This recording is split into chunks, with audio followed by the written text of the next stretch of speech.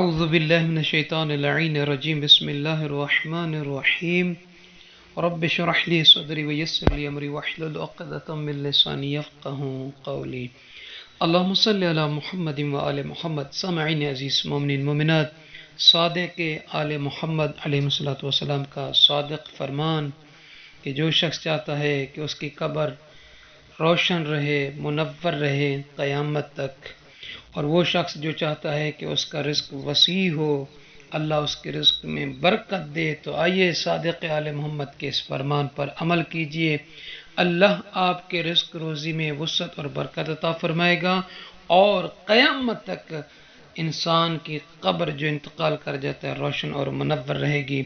مولا آقا کون سا ایسا وظیفہ ہے؟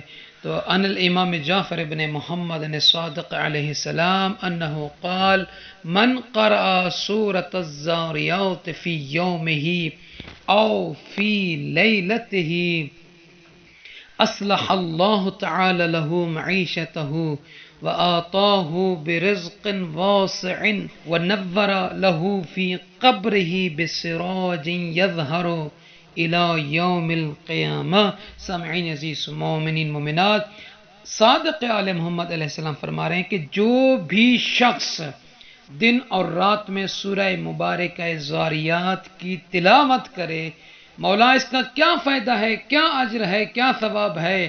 فرماتے ہیں تو اللہ تعالیٰ اس انسان کی معیشت کو بہتر کرے گا، یعنی رزق روزی کھانے پینے کے حوالے سے، اور اسے وسیع رزق عطا کرے گا، اور اس انسان کی قبر کو چراغ سے قیامت تک کے لیے منور اور روشن کر دے گا. دعا ہے پروردگار عالم ہم اور آپ تمام سننے والے دیکھنے والے مومنین مومنات کے رزق روزی میں برکت عطا فرمائے، اور ہم سب کے مرحومین مرحومات کی قبور کو خداوند عالم نور محمد و آل محمد علیہ الصلوۃ والسلام سے روشن اور منور فرمائے.